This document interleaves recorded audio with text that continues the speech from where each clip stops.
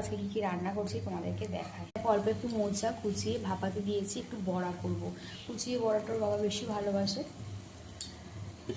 আর এখানে দেখো থোড় ভাজা বসিয়েছি, আর হবে এই যে নিরামিষ পাঁচ তরকারি।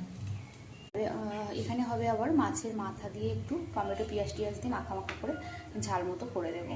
সবার জন্য নিরামিষই রান্না করতাম, কিন্তু গতকালও নিরামিষ খাওয়া হয়েছে, আবার আগামীকালও শনিবার পড়ছে। তো আমাদের যেহেতু কালকে একাদশী, তো সেই জন্য আজকে আমরা নিরামিষ খাচ্ছি। তো ওরা আর কদিন ধরো নিরামিষ খাবে, তার জন্য বললাম একটু মাছ এনে দাও।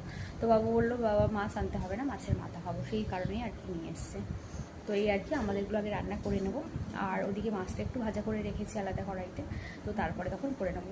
কি ভয় লাগে মানে ঠেকাঠেকি হয়ে যায় বা কিছু এরকম, এই জন্য আমার একটু খারাপ লাগে, এই আর কি, এছাড়া আর কিছু না।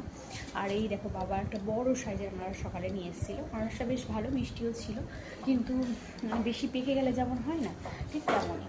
তো এই যে ভিতরটা দেখায়, এই যে এই সাইডটা একটু বেশি পেকে গেছে, কিন্তু ভালো মিষ্টি আছে। তো আনারস খেয়েছি, খেলে কি হয় আমার মানে মুখের মধ্যে কেমন চিরচির করে, জানি না কেন।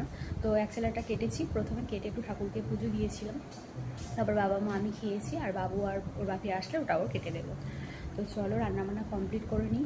এখন বেজে গেছে 12টা বাজে 4 মিনিট মনে হয় বাকি। তো পরে আবার দেখা হবে, টাটা।